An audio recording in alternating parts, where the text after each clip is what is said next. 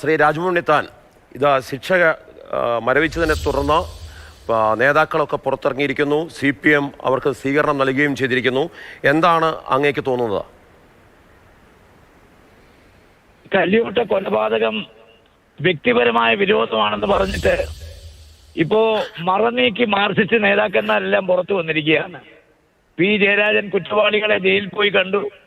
അതിനുശേഷം നേതാക്കന്മാർ മുഴുവൻ ഈ കൊലക്കേസിലെ പ്രതികളുടെ മുഴുവൻ വീടുകൾ സന്ദർശിച്ചു. അവർക്ക് പിന്തുണ അറിയിക്കുന്നു, അവർക്ക് സ്വീകരണം കൊടുക്കുന്നു. അപ്പോൾ ഇപ്പൊ എല്ലാവർക്കും മനസ്സിലായിട്ടുണ്ടല്ലോ, ഈ കൊലപാതകം നടത്തിയത് മാർക്സിസ്റ്റ് പാർട്ടിയാണ്. 14 പ്രതികൾ ശിക്ഷിക്കപ്പെട്ടു. 14 ഉന്നതരായ മാർക്സിസ്റ്റ് നേതാക്കന്മാരാണ്. ഇതിനകത്ത് ഗൂഢാലോചനയുണ്ട്. ആസൂത്രിതമായിട്ടാണ് കൊലപാതകം നടത്തിയത്. ഈ കൊലപാതകത്തിൽ ആദ്യത്തെ 10 പ്രതികൾക്ക് 2 കുറ്റമാണ് ആരോപിച്ചിട്ടുള്ളത്. ഒന്ന് IPC 302 കൊലപാതകം, പിന്നെ 120B കോൺസ്പിറസി ഗൂഢാലോചന. അപ്പോ ഇരട്ട ജീവപര്യന്തമാണ് ഇത്. 2ൽ പങ്കെടുത്തവർക്ക് 8 പേർക്ക് കൊടുത്തിരിക്കുന്നത്. 2 പേർക്ക് കൊടുത്തിരിക്കുന്നത് 120B ഗൂഢാലോചന, അതിന് 1 കുറ്റമേ ഉള്ളൂ. ബാക്കി എല്ലാവർക്കും ഇരട്ട ജീവപര്യന്തമാണ്. 4 പ്രതികളുടെ പേരിൽ എന്താണ് കുറ്റം? ഈ ജാമ്യം കിട്ടിയ 4 പ്രതികളുടെ പേരിലുള്ള കുറ്റം, അവര് ബലം പ്രയോഗിച്ച് പോലീസ് ജീപ്പിൽ നിന്ന് പ്രതിയെ രക്ഷപ്പെടുത്തി തെളിവ് നശിപ്പിക്കാൻ ശ്രമിച്ചു. അതിന് CBI തെളിവുകൾ ഹാജരാക്കി. വളരെ കോൺക്രീറ്റ് ആയ എവിഡൻസ് അക്കാര്യത്തിലുണ്ട്. അവരുടെ പേരിൽ ചാർജ് ചെയ്ത കുറ്റം IPC 225 ആണ്. അവര് IPC 225 ചാർജ് ചെയ്തൊരു കേസ് ഏത് കേസാണ്? വധശിക്ഷ ലഭിക്കാവുന്ന, ജീവപര്യന്തം ശിക്ഷ ലഭിക്കാവുന്ന ഒരു കേസിലെ പ്രതിയാണ് ഇവർ ബലം പ്രയോഗിച്ച് ജീപ്പിൽ നിന്ന് ഇറക്കിക്കൊണ്ടുപോയത്. അപ്പോ ജുഡീഷ്യറി ചരിത്രത്തിൽ ആദ്യമായിട്ടാണ് 225 ചാർജ് ചെയ്തിരിക്കുന്ന ഒരു കേസിൽ ഇപ്പോ 5 വർഷത്തെ ശിക്ഷ കൊടുത്തിരിക്കുന്നത്. അപ്പൊ സ്വാഭാവികമായി ഇതിനു മുമ്പ് അങ്ങനെ ശിക്ഷ വന്നിട്ടില്ല. കാര്യം ഇത് കോൺക്രീറ്റ് എവിഡൻസ് ഉള്ളതുകൊണ്ടാണ് ശിക്ഷ കൊടുത്തത്. ഇപ്പോ 5 പ്രതികളെയും ജയിലിലേക്ക് കൊണ്ടുപോയി. നിങ്ങൾ മനസ്സിലാക്കേണ്ട ഒരു കാര്യം, ഈ പ്രതികൾ ശിക്ഷ വിധിക്കുന്ന ദിവസം വന്ദേ ഭാരതിൽ മടക്ക യാത്രയ്ക്ക് ടിക്കറ്റ് എടുത്തവരാണ്. CK ശ്രീധരൻ എന്ന വക്കീൽ പറഞ്ഞ, പ്രതിഭാഗം വക്കീൽ പറഞ്ഞ 4 പേരെ ശിക്ഷിക്കും, ബാക്കി എല്ലാവരും വെറുതെ വിടും.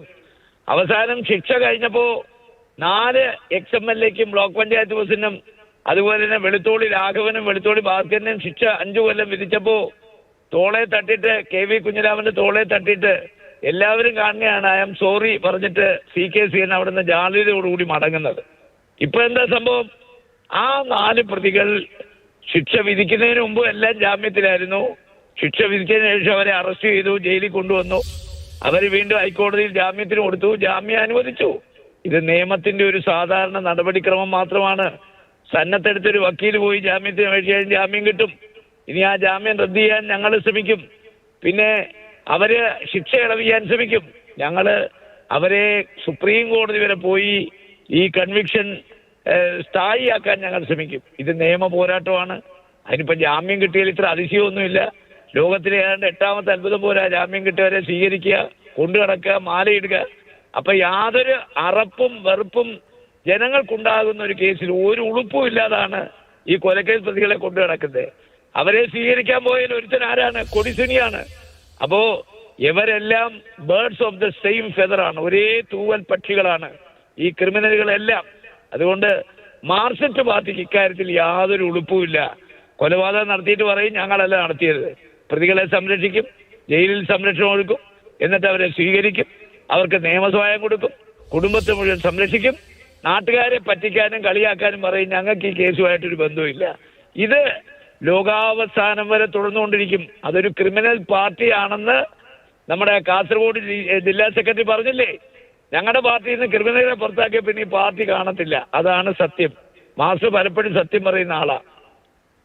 ശരി, രാജ്മോഹൻ ഉണ്ണിത്താൻ പറയുന്നത് അത്ഭുതങ്ങളൊന്നുമില്ല, ജാമ്യം തന്നെടുത്ത ഒരു സാധാരണ രീതിയിലുള്ള കോടതി നടപടികൾ മാത്രമാണ്. എന്നാൽ അദ്ദേഹം പറയുന്നു സുപ്രീം കോടതി വരെ ഇതിന് പിന്നാലെ പോകും. നിയമപരമായി തന്നെ കോൺഗ്രസ് പോരാട്ടം തുടരും.